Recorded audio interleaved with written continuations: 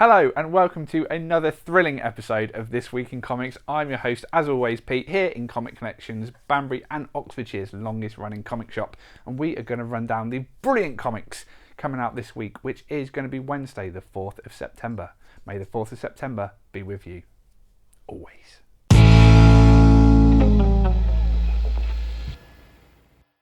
This week sees the release of a comic I am very excited about, and it's Legion of Superheroes Millennium issue 1 of 2. It's a 2-issue mini-series that will lead into the ongoing Legion of Superheroes series from superstar writer Brian Michael Bendis. This is setting the stage for that new Legion series. Now, I have tried many times in the past to get into Legion of Superheroes and I found it a bit impenetrable, pretty hard to get into, but this should sort that out. This is a fresh start, featuring Brian Michael Bendis. He knows what he's doing with big ensemble books featuring many characters. If you read the last issue of Superman, you would have seen that Jonathan Kent is joining the Legion in the future. So if, like me, you've always fancied jumping on the Legion but haven't been really sure where to start, this is the book for you. Get it in store today. This is a variant. We've also got the main cover just there. Fingers crossed.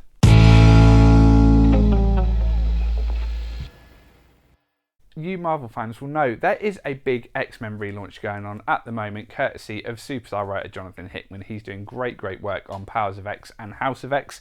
But for all you Canadian mutant fans, you'll be happy to know there's a new Alpha Flight series out this week with Alpha Flight True North, issue 1, featuring a cavalcade of Canadians. Alpha Flight, as it sounds, are a bunch of mutants from Canada. Simple as that, but not featuring Wolverine. Possibly Canada's most famous mutant. But for all you Alpha Flight fans, for which I know there are many, you'll be happy that there's a brand new series. It features Wendigo, as you'd expect from Alpha Flight. He always appears in those books. But yeah, nice little jumping on point for you if you've always wondered what Alpha Flight are all about. Maybe you missed it in the 80s because you weren't alive or you were too young or some technicality like that. Check out a new Alpha Flight series today.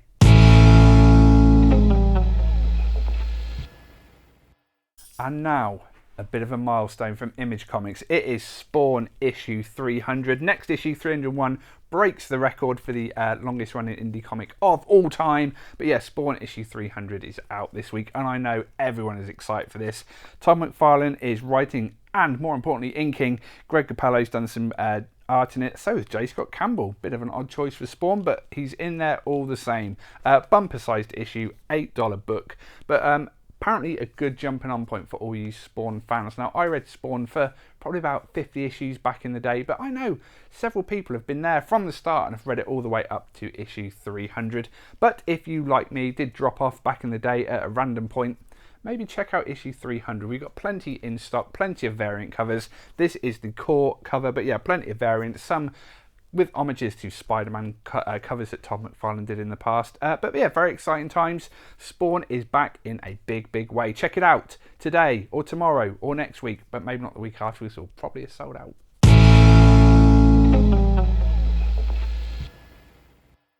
Now for the comic we've mentioned every time it's been released, but because it's been so long, we like to bring it to your attention every time. It's only blooming Doomsday Clock, issue 11, the penultimate issue of this blockbuster series that has seemingly been running forever. But what is good about this is that it's very good. This is going to be the first book I read this week. I know you're all excited about Doomsday Clock. We are just one issue away from the finale, and it's good stuff. It's a Watchmen. It's a DC Universe coming together. Public service announcement, Doomsday Clock issue 11 is out! Yes!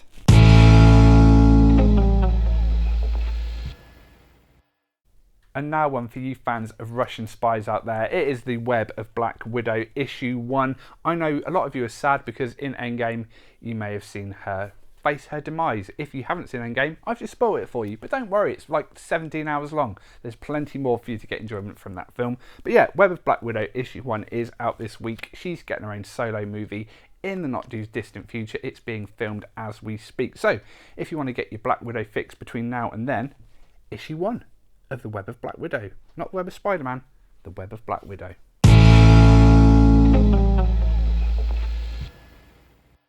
In what has been a bit of a surprise hit for DC and fans around the world is Deceased, and Deceased is getting a special A Good Day to Die issue 1. So this isn't part of the ongoing Deceased storyline, but it does tie in to it. So if you've been enjoying Deceased, if you like your zombies, I should say, your superheroes becoming zombies, this is a must buy for you. I've really enjoyed Deceased, really, really good stuff, and I'm pleased they've added an extra book to it featuring Big Barda and Mr. Miracle. They're taking on the hordes of DC zombies. Deceased, A Good Day to Die, issue 1.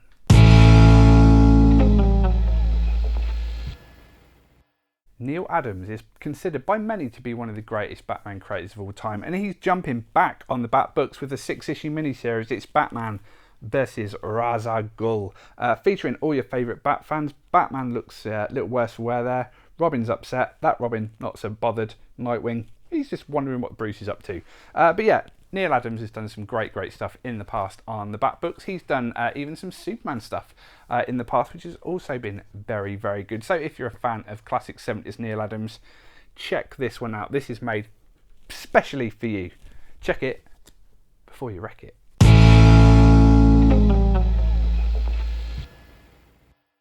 As we mentioned on the show last week, we have got superstar Marvel writer Al Ewing signing in store. He'll be signing copies of Marvel issue 1000, which hit stores last week, but also his very, very popular book, The Immortal Hulk. And this is just to let you know that issue 23 of Immortal Hulk is in this week. So if you want to grab this off the shelf, get it signed by Al Ewing, you can pop in to Comic Connections on the 7th of September and get your book signed. Be sure to get your copy of Marvel 1000 as well. We've still got plenty in stock and a load of the very, very cool variants from creators of spanning decades of Marvel. So yeah, pop in on the 7th, get your comic signed by Al Ewing.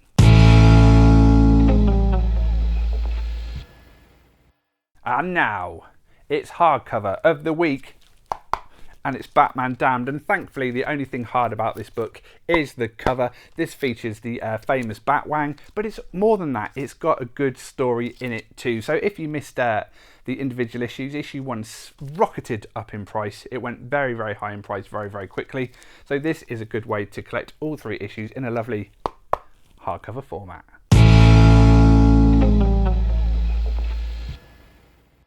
And now, yes, I do have the power of the God of Thunder. It is superhero weapon of the week. It's Stormbreaker from Avengers Endgame and other media.